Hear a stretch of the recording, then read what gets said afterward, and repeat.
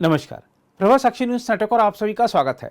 अनुच्छेद 370 मामले पर उच्चतम न्यायालय का फैसला आने से पहले तमाम तरह की राजनीतिक सुगबुगाहट शुरू हो गई है। इस बीच पुलिस प्रशासन ने सुरक्षा व्यवस्था को चाक चौबंद करने के लिए कदम उठाने शुरू कर दिए हैं। अदालत के संभावित फैसले के आलोक में कोई शांति बिगाड़ने नहीं पाए, इसके लिए पुलिस प्रशासन पूरी तरह सतर्कता बरते हुए है।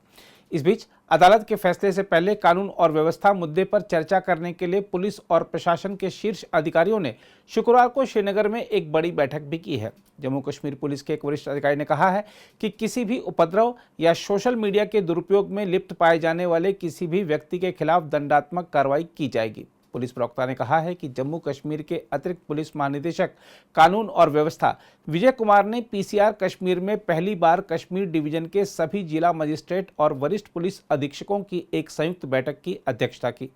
पुलिस प्रवक्ता ने कहा कि संभागीय आयुक्त कश्मीर, पुलिस महानिरीक्षक कश्मीर, उप निदेशक गुप्तचर ब्यूरो कश्मीर के सभी रेंज के पुलिस उप महानिरीक्षक, डीआईजी, सीआईडी और एसएसपी भी बैठक में शामिल हुए। प्रवक्ता ने बताया कि बैठक के दौरान सभी अधिकारियों ने विजय कुमार को मौजूदा कानून व्यवस्था की स्थिति और फैसले के मद्देनजर हो सकने वाले किसी भी घटना के बारे में जानकारी दी। उन्होंने कहा कि बैठक में सभी जिला प्रमुखों को नजर रखने और शांति भंग करने वालों के खिलाफ दंडात्मक कार्रवाई करने का निर्देश दे दिया गया है। इस बीच विभिन्न दलों के नेताओं की प्रतिक्रियाओं का दौर भी शुरू हो गया है। कश्मीर के स्थानीय दलों से जुड़े अधिकतर नेताओं को उम्मीद है कि 370 वापस बहाल होगा। वहीं बीजेपी का कहना है कि जम्मू कश्मीर अब जिस राह पर आगे बढ़ चला है उसमें पीछे लौटने की कोई गुंजाइश नहीं है।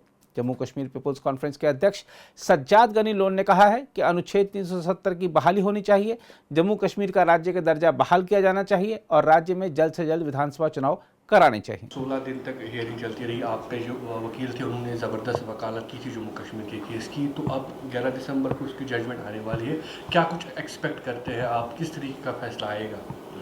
देखिए, हमने तो सारी उम्मीदें कोर्ट से रखी हैं और शायद मुझे लगता है हम पहले पिटिशनर थे जो कोर्ट गए थे पार्टियों में से, और हमारा अभी भी यकीन कोर्ट में ही है कि अल्लाह करे कि जो फैसला है वो जम्मू कश्मीर के लोगों के हक में हो।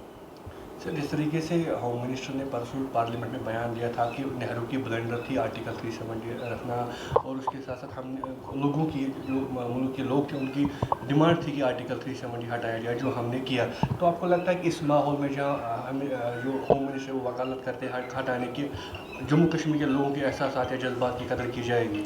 देखिए, नॉर्मल सर्कमस्टांसिस में जो कोर्ट होता है, कोर्ट इससे बालातर होता है, उसका इमोशन से, पॉलिटिक्स से कोई लेना देना नहीं होता है। मैं जो एक नॉर्मल एक डेमोक्रेसी में जो कोर्ट की हैसियत होती है उसका इससे कोई लेना देना नहीं होता है कि मेजॉरिटी ओपिनियन क्या है, माइनॉरिटी ओपिनियन क्या है, वो कानून से जाती है और हमें जो लगता है कि कानून हमारे हक में होना चाहिए। कल महबूबा मुफ्ती ने कहा था कि बदकिस्मती से जो हमारे अपेक्स कोर्ट्स हैं यहाँ पे, या जो इंडिपेंडेंट हमारे इंस्टीट्यूट्स हैं, वो कंप्रोमाइज़ हो रहे हैं। आप क्या कुछ देखते हैं इसमें?